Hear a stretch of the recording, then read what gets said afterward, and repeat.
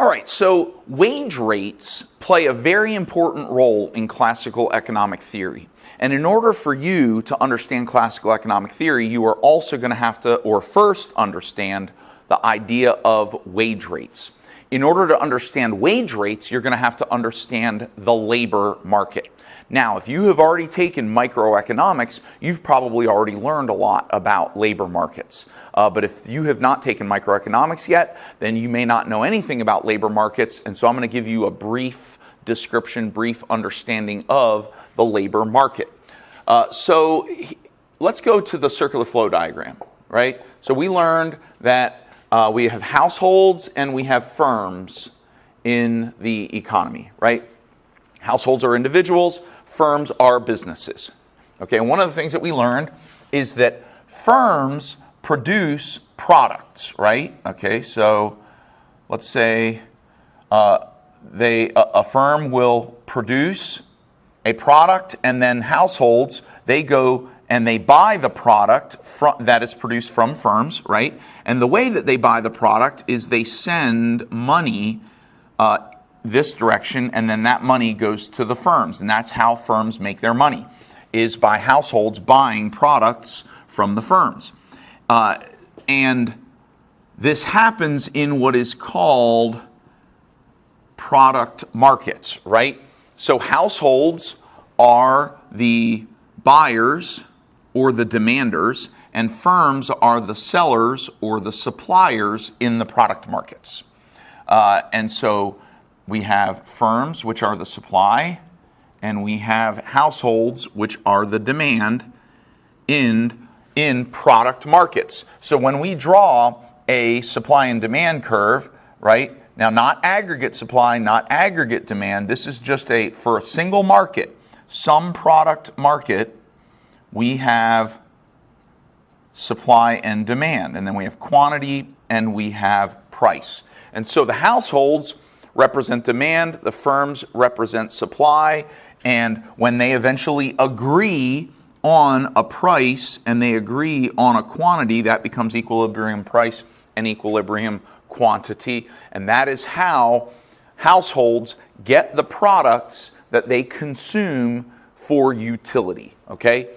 But then we asked, when we developed the circular flow diagram, we said, well, how do the firms produce the products? Do they just conjure them out of thin air? No, we said that firms use factors of production to produce the products that they sell to households.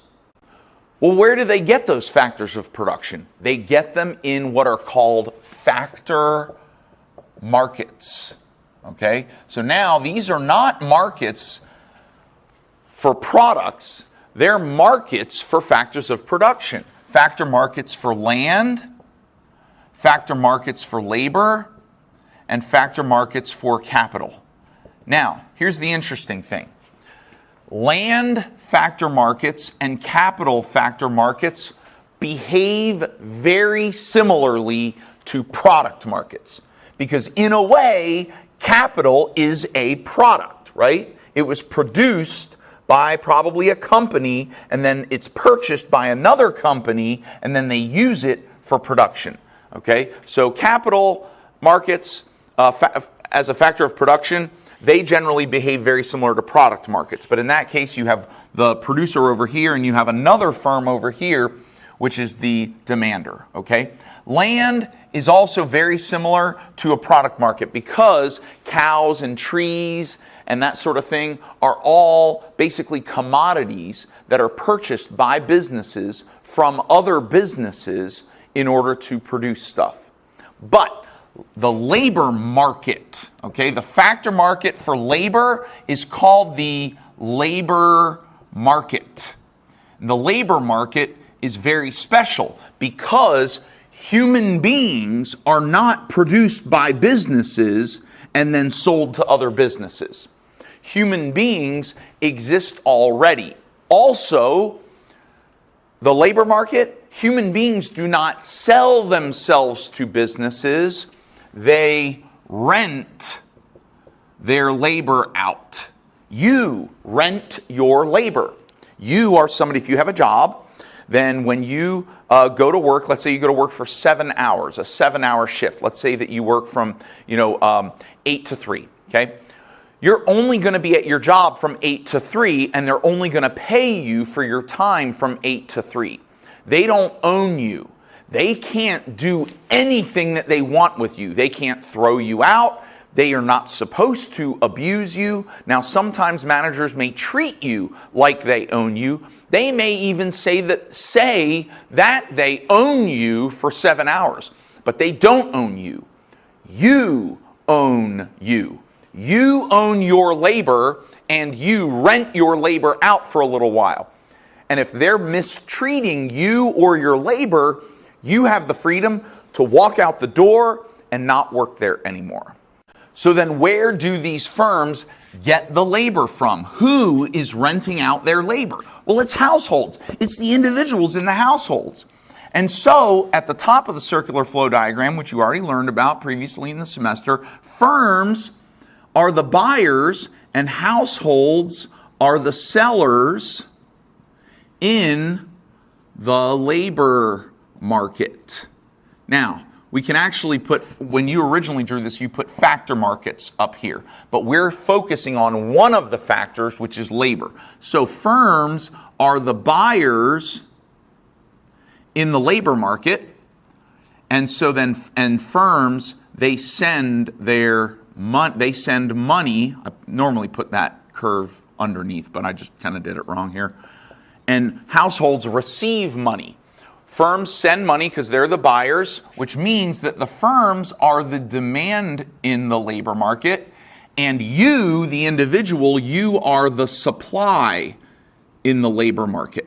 Okay? So you send your labor as a supplier into the labor market. So if we draw a little supply and demand curve here, okay, this curve represents all the individuals that are selling, and the demanders, those are the firms in the labor market. Firms demand labor from individuals, and individuals supply labor to firms. Okay? And with that, what we're now going to do is we're going to blow up this market graph, and we're going to look at the labor market with individuals as the suppliers and with businesses as the demanders. All right, so what I've drawn here is a market graph. We've got a supply and demand curve. We've got quantity on the horizontal axis, price on the vertical axis. And what we're calling this is the labor market in the economy. Okay, so this is the market for workers. The demanders, the parties who are demanding labor are businesses. They want to hire people. The suppliers are individuals who want a job. And so, if you think back to when we talked about full employment, the supply curve basically represents the labor force. Okay, it's all of the people who are willing and able to go to work. And remember that there are some people in the population who are not in the labor force. Okay. Now, some of those people are actually represented on the supply curve because as the price of labor increases, in fact, let's talk about that just for a second and then we'll come back to the supply curve.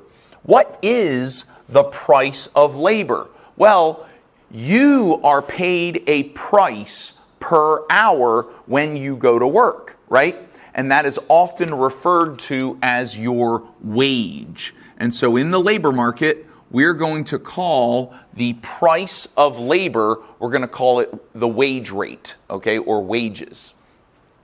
Really, it's the wage rate, okay? And so what we're going to say here is the supply curve indicates that when the wage rate is lower, the labor force in the economy is going to offer less labor, a smaller quantity supplied. Okay, so this is a lower wage. So we'll say wage sub L, which means a lower wage means a quantity supplied that is lower. But as the wage rate increases, if there is a higher wage rate way up here, so wage sub H, which is higher, you can see what's happening is that people are willing to leave their homes and work. So people who were not willing, down here, this quantity supplied, that is the labor force. These are all the people who are willing to work at a lower wage. Over here, this is the quantity supplied. We're going to put QS prime over here, and you can see that the labor force has increased. We have more people in the labor force when the wage rate is higher, which makes sense. Let's say that the hourly wage is like, $2 an hour. And somebody who lives at home, they take care of their kids, and if they leave the home to go work, they have to put their kids in daycare. But daycare costs money. Well, it could be that if they only work for $2 an hour, that they can't afford to put their kids in daycare. Therefore, economically, it makes more sense for them to stay at home and not be in the labor force. So that takes people out of the labor force. But as the wage rate increases, now they're motivated to leave their house and go to work, and therefore they enter the labor force and the labor force increases. Now that makes sense because remember that suppliers prefer a higher price while demanders prefer a lower price. So because the suppliers of labor prefer a higher price, that means that they prefer a higher wage. That makes sense too. Don't you prefer a higher wage? If you had a choice between getting paid $15 an hour or getting paid $12 an hour, you would pick 15 if everything else was equal, okay? So now what we're going to do is we're going to look at the demand side of the labor market. The demand side, these are the buyers of labor or the renters of labor. They borrow labor from people, and those are the businesses. Businesses prefer a lower wage. So when the wage is higher, so if we have wage sub H, a higher wage in the economy, well, they're not going to demand as much labor, right? So quantity demanded is going to be lower. So let me give you an idea of that, or kind of a little example. If the wage rate is too high, businesses will simply just say, well, we would rather, build robots or even not produce because it's too expensive to pay people that high of a wage. But if the wage rate was much lower, wage sub L or wage prime, you'll see that now businesses, they want to hire lots of people. If they only had to pay $2 per hour, it makes more sense to hire lots and lots and lots of people, and quantity demanded of labor, I'm going to put quantity demanded prime, would be much higher, okay? Now, whereas the supply curve represents the labor force, more people in the labor force or fewer people in the labor force, what quantity demanded represents is jobs available. Jobs available. Okay, so when demand for labor is lower, there aren't as many jobs available. There aren't a lot of advertisements on the internet for jobs. There aren't job postings. So you go on the internet and nobody's looking for employees. Nobody's looking to hire anybody. That's because demand for labor is low. But when demand for labor is high, that means there's lots of jobs available. Lots of jobs available. And that means that there's lots of companies who are trying to hire, okay? So businesses are going to have a higher demand for quantity of labor when the wage rate is really low, and that's according to the demand curve. That's why the demand curve is downward sloping, okay? And so here's what we're going to do is we're now going to look at this balance between individuals, the supply of labor, the labor force wanting higher wages, and businesses wanting lower wages, the demanders of labor offering jobs to people. And so what we're going to see is we're going to see this balance between the labor force and jobs available. Okay, so quantity supplied just to review, means how many people are making themselves available to work. That's the labor force. Quantity demanded means the number of jobs that are available for people to work, okay? And so here's what we're going to do. We're going to look at 3 situations. We're going to look at, the first situation is going to be, we're going to look at equilibrium quantity and equilibrium price. Well, since the price is called wage, we're going to call it equilibrium wage, okay? So we're going to put W sub E to represent. So I'm going to write down here equilibrium wage. And so this is the wage at which quantity supplied is equal to quantity demanded. Okay, so quantity supplied of labor is equal to quantity demanded of labor, and that's going to give us an equilibrium quantity. Okay, now let me explain what that means. What that means is that everyone who wants a job has a job.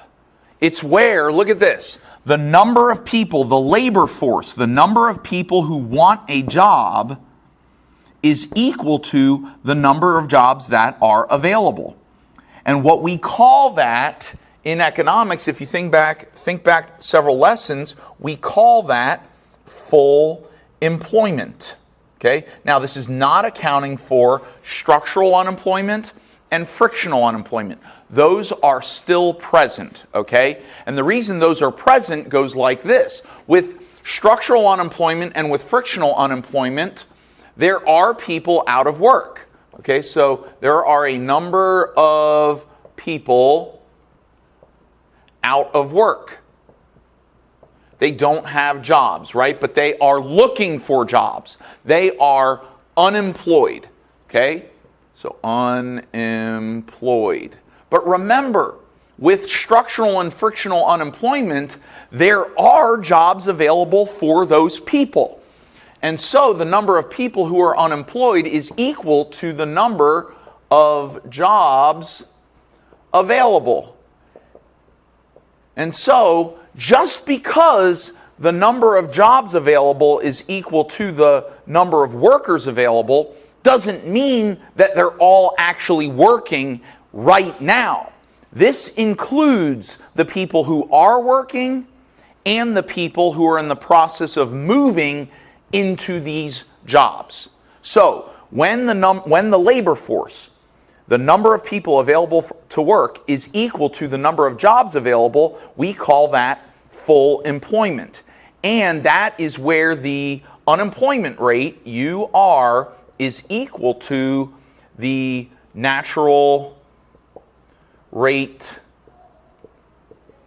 of unemployment, which, remember, we also call that the non-accelerating inflation rate of unemployment. Okay? So, at equilibrium wage, the economy is at full employment, so this is good for the economy. Okay? We want to be at equilibrium wage in the economy. The next situation is where wages in the economy are too high. Okay? So we're going to put here wage sub H. That means high wage. Now, when the wage rate is higher than the equilibrium wage rate, so what we're going to say here is I'm going to say wage is greater than P sub E. That means equilibrium price, which is equilibrium wage. Okay, so we'll put W sub E also. Okay, all right, so when the wage in the labor market is higher than the equilibrium wage, watch what's going to happen. If we come over here, you'll see here is quantity demanded, and over here is quantity supplied. Okay, so what's happening here is that quantity supplied is greater than quantity demanded. See, quantity demanded is over here on the low end, quantity supplied is over here on the high end. What that means is that that the labor force is larger than the number of jobs available. There are more workers than there are jobs available. Now let me remind you that when quantity demanded is larger than quantity supplied, we call that, when quantity supplied is larger than quantity demanded, we call that a surplus in the market. And since this market is the labor market, this means that we have a surplus of labor. So what this means is that the number of people available to work is more than the number of jobs available. So what do we call that in terms of employment or unemployment? This means that the unemployment rate is higher than we want it to be, okay? This means that we have high unemployment. In particular, we only have more workers than we have jobs when we have cyclical unemployment. So in addition to having frictional and structural, we now also have cyclical unemployment. So what we're going to put here is this is a situation of high unemployment, which includes cyclical unemployment. And what that means is that the unemployment rate is greater than the natural rate of unemployment, or NAIRU, okay? The unemployment rate is higher than the natural rate of unemployment. And remember, the natural rate of unemployment, when we are at the natural rate of unemployment, we have full employment. So under this circumstances, when wages are too high, then we don't have full employment. We have an unemployment rate that is higher than full employment. So under this circumstance, we are not meeting the goal of full employment in the economy. All right, so the third situation is a situation where wages are too low. So I'm going to put W sub L here, and you'll see in this circumstance that quantity demanded is greater than quantity supplied. That means that the labor force is smaller than the number of jobs available. So the people who are out of work is less than the number of jobs available. In fact, there are more jobs available than there are people who are willing to work. Are there human bodies in the country that could work these jobs?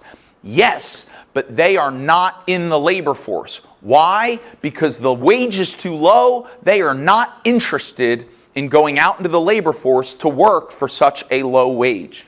So when the wage in the economy is less than equilibrium price or equilibrium wage, quantity supplied in the labor market is less than quantity demanded in the labor market. This is when quantity supplied is less than quantity demanded, we call that a shortage in a market, right? So in this labor market, we have a shortage of labor. And what that means is that unemployment is too low. We have all of our people, or most of our people are working, and we're still looking to get more people. Therefore, we have unemployment that is too low. We're going to say unemployment is too low. Okay? And that means that we have eroded, we're eroding frictional and structural unemployment. We're eating away at frictional and structural unemployment. Frictional and structural unemployment are so low that it's not easy for people to move from one job to another. Usually it's because they're being tempted to stay at the job with what we're about to see is higher wages. A lot of times they'll be incentivized to not leave their job by wages going up, which makes sense, right? Remember what we said back when we learned about supply and demand is we said that market forces, right? Market forces will push a price that's too low up towards equilibrium, and market forces will push a price that's too high down to equilibrium. So what's happening here when wages are too low is that the unemployment rate is less than the natural rate of unemployment, or NAIRU. Okay? And so this is the labor market. If you can understand this, you can now understand how classical economic theory explains the regulation of the economy without people getting involved.